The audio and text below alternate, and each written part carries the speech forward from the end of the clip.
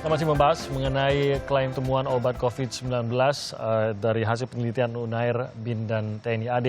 Kita masih bersama Pak Wawan Purwanto, Deputi 7 BIN, Pak Pandu Riono, epidemiolog dari UI, dan Pak Arianto Setiabudi, anggota Komisi Nasional Penilai Obat. Pak Wawan, terkait dengan efek samping, apakah sudah terdeteksi ada efek samping yang kemungkinan terjadi? Dan sejauh dari penggunaan terhadap khususnya mereka yang berada di secapa kemarin, apakah ada efek samping yang terjadi terhadap penggunaan obat ini? Dari diagnosa yang ada itu, kalau di klinik BIN bagi mereka yang terkena jantung misalnya itu tentu penanganannya berbeda. Kemudian juga yang kena liver penanganannya berbeda. Dari diagnosa itu setelah dilakukan uji lab dan seterusnya, maka tindakan yang diambil oleh dokter berdasarkan dari rekam medik yang ada. Sehingga ini semua bergantung pada kondisi penderita, khususnya yang berat ya, karena yang berat atau ringan itu biasanya kan karena ada komplikasi. Penanganan pada pasien yang mengalami komplikasi ini tentu tindakannya berbeda yang dilakukan oleh dokter, baik yang di klinik BIN maupun di rumah sakit yang selama ini kita jadikan rujukan. Oleh karenanya kita tetap mengikuti prosedur bagaimana rekam jejak yang ada supaya tindakan itu tidak keliru. Tapi alhamdulillah ya selama ini bisa dilakukan penanganan secara baik. Oleh karenanya kalau misalnya ada rekomendasi-rekomendasi yang disampaikan oleh BPOM sendiri, lalu kita tidak lanjuti dan kita lakukan uji secara lebih detail lagi sehingga ini tidak ada satu keraguan nantinya ketika ini memang diproduksi secara besar ya. Oleh karenanya apa yang menjadi checklist seperti yang disampaikan oleh Pak Pandu tadi tetap kita jadikan dasar acuan karena ini merupakan standarisasi ya, baik nasional maupun internasional. Secara prinsip kita akan memberikan yang terbaik, tidak ingin mengecewakan dari masyarakat dan semuanya menunggu termasuk Presiden yang merupakan single client dari kami karena beliau ingin cepat ada suatu langkah progres yang secara lebih waktunya lebih dipersingkat. Akan tetapi tetap tanpa meninggalkan protokol yang ada. Begitupun vaksin yang selama ini masih terus kita kejar dengan lembaga lab seperti Eijkman itu dan juga di universitas-universitas lain yang kita lakukan kerjasama. Mudah-mudahan nanti sama-samalah kita kritisi dari semua elemen, kita tidak anti kritik, jadi semuanya ini untuk bangsa dan negara, bukan secara personal ataupun pribadi, apalagi kelembagaan. Semakin baik kita temukan untuk rakyat, maka ini harapan itu tetap menjadi sebuah titik terang. Oleh karenanya mari bersama-sama ini negeri kita semuanya yang atur, kita semuanya yang membuat dan memberikan satu rujukan, kita semakin banyak yang mengkritisi itu semakin banyak mengisi khasanah. Tapi yang penting kita akan lakukan terbaik, tapi tingkat waktunya juga harus ada karena korban bersatuan ini.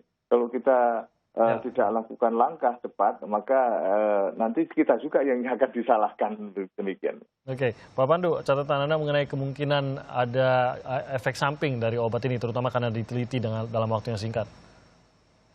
Ya, dalam penelitian clinical trial memang kita sebenarnya tujuan utamanya mengukur efektivitas. Apakah kombinasi obat ini bisa memberikan efek? Nah, efeknya apa? Itu yang harus dipertahankan. Variabelnya apa? Itu kan dari orang ke orang akan bervariasi. Ya, misalnya yang saya baca yang dari PowerPoint-nya di TNI AD itu yang kita bisa akses itu salah satu adalah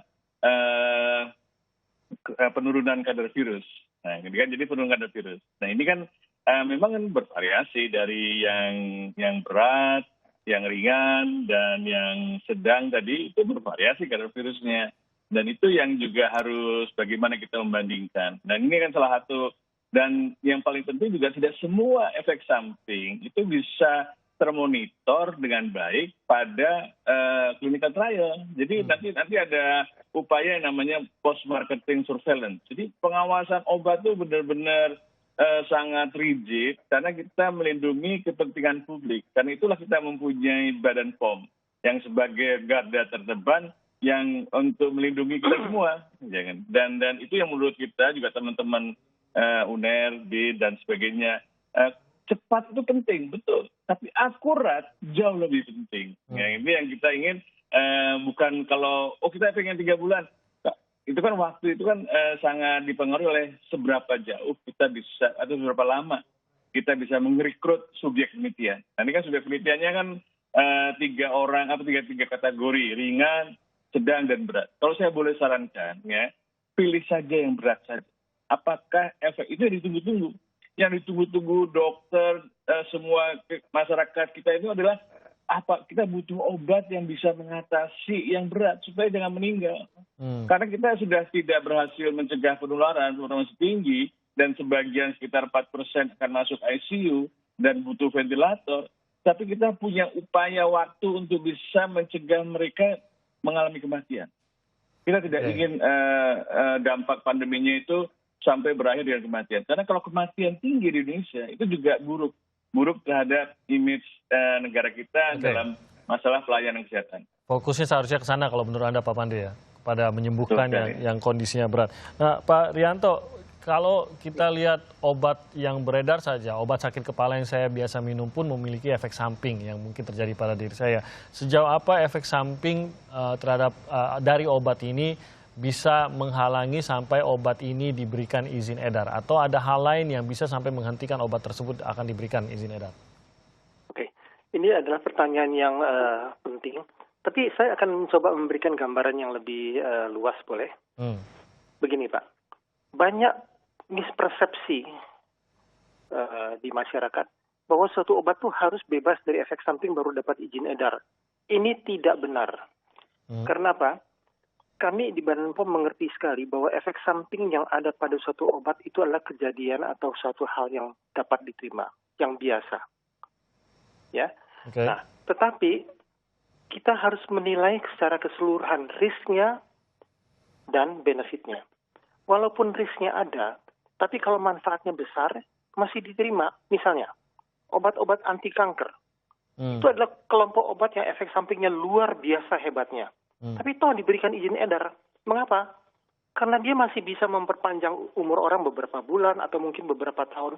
Benefitnya lebih besar dari risknya. Ya.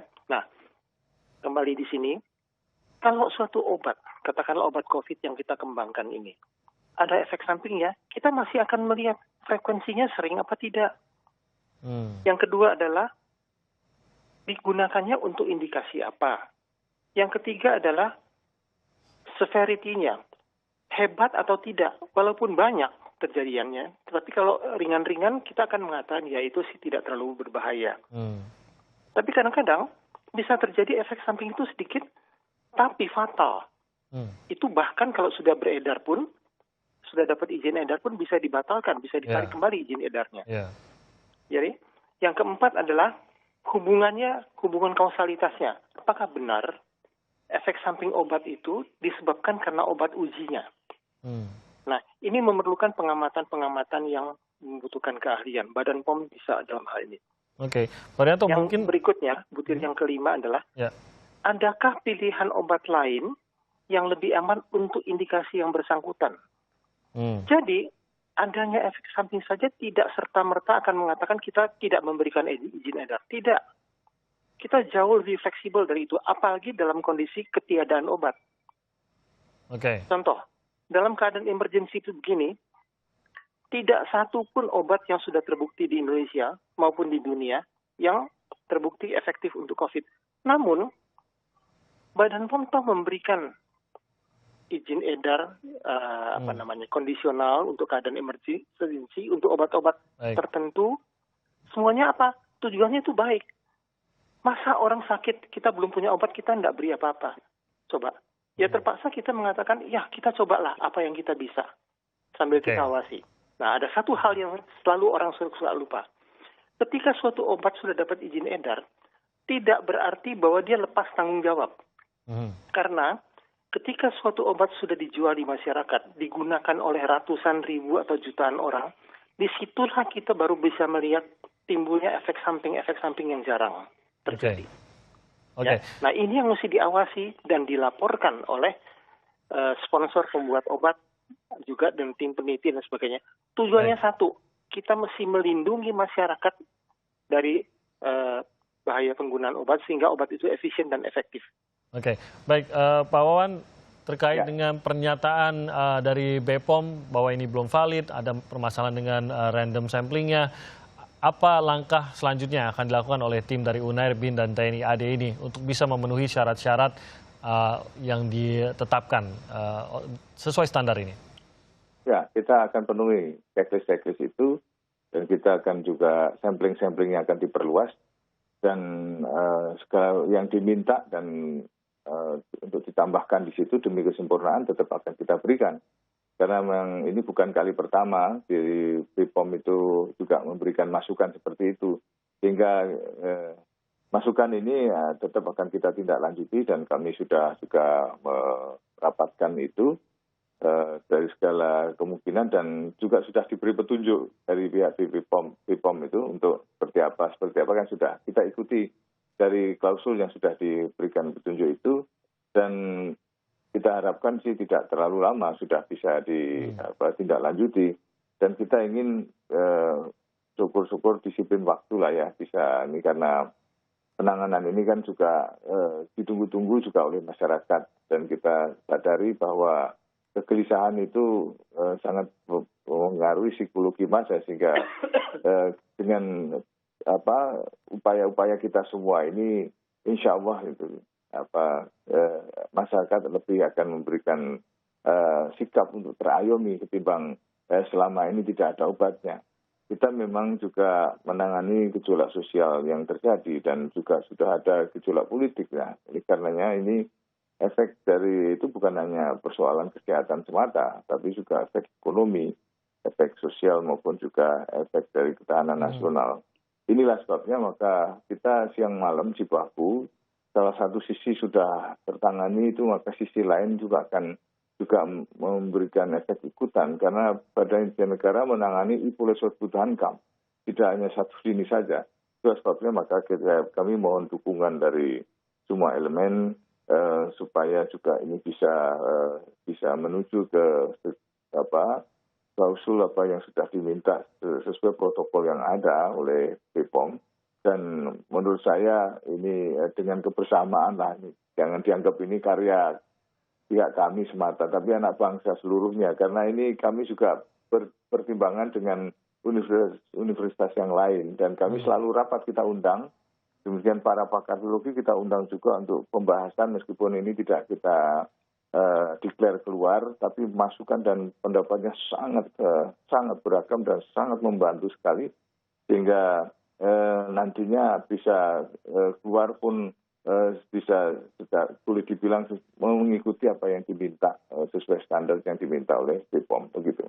Baik, singkat saja mungkin Pak Pandu, terlepas dari siapa yang terlibat dalam penelitian obat ini, kita semua menginginkan agar bisa ditemukan obat COVID-19 ini. Masukan dari Anda Pak Pandu agar dalam bentuk dukungan agar kesuksesan bisa kita dapatkan dalam penelitian obat. Ya, dukungan akan selalu saya berikan sebenarnya, atau kami berikanlah.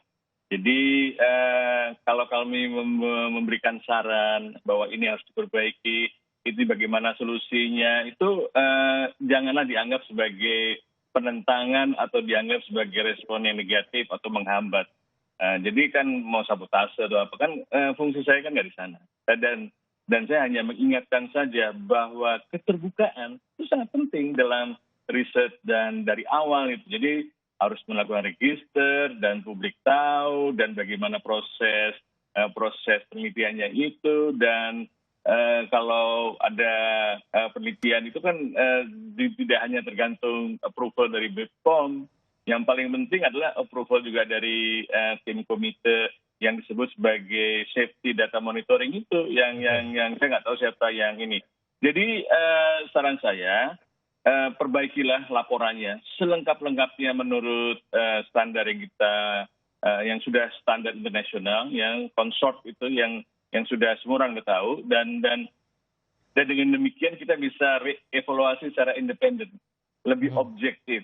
Apakah hasil sekarang ini masih bisa diterima atau harus diperbaiki? Kita melakukan refokus pada pengembangan obat untuk yang orang COVID yang berat, yang di mana angka kematiannya tinggi. Karena itu tantangannya di situ.